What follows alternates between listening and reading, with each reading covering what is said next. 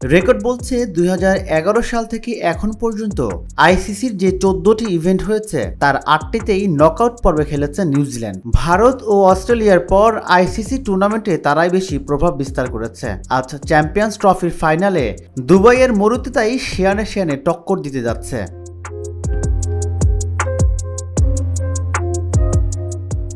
ধারাবাহিক আর বর্তমান পারফরমেন্সে দুই দলেই ফেভারিট। এটা ঠিক, ভারত দুবাইয়ের এক ভেন্যুতে খেলার বাড়তি সুযোগ পাচ্ছে। এটাও ঠিক, গত ১.৫ দশকে বিভিন্ন দেশের ভিন্ন ভেন্যুতে গিয়ে তারাই দাপট দেখিয়েছে।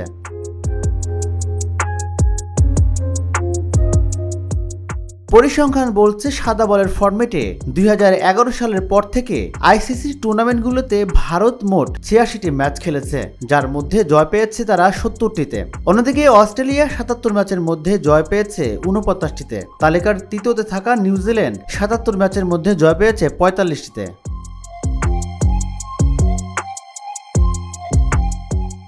যা প্রমাণ করে এই ফরম্যাটে কতটা ধারাবাহিকতা ধরে রেখেছে এই তিন দলটি। এর বাইরে দক্ষিণ আফ্রিকাও ৭৭ ম্যাচ খেলে জিতেছে ৪৫টিতে, আর ইংল্যান্ড ৮০ ম্যাচ খেলে জয় পেয়েছে ৪১টিতে।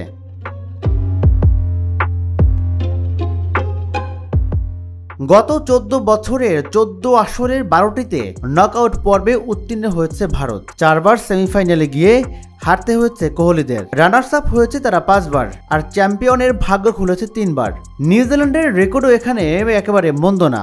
নকআউট পর্বে ৮বারের মধ্যে তারা ৪বার সেমিফাইনাল থেকে বিদায় নিয়েছে, ৩বার রানার্স আপ হয়েছে, আর একবার ভারতকে টেস্ট চ্যাম্পিয়নশিপে হারিয়ে শিরোপা জয় করেছে।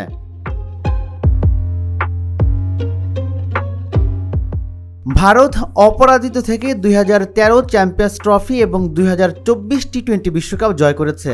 ২০১১ থেকে সাদা বলের ফরম্যাটে আইসিসির ইভেন্টে মোট ৩৮টি গ্রুপ পর্বের ম্যাচ খেলেছে ভারত, যার মধ্যে তারা হেরেছে মাত্র ৩টিতে। অন্যদিকে নিউজিল্যান্ডও ২০১৫ বিশ্বকাপ এবং ২০১৬ টি-২০ বিশ্বকাপের গ্রুপ পর্বের কোনো ম্যাচ হারেনি। রাজিবুল ইসলাম, ঢাকা জার্নাল।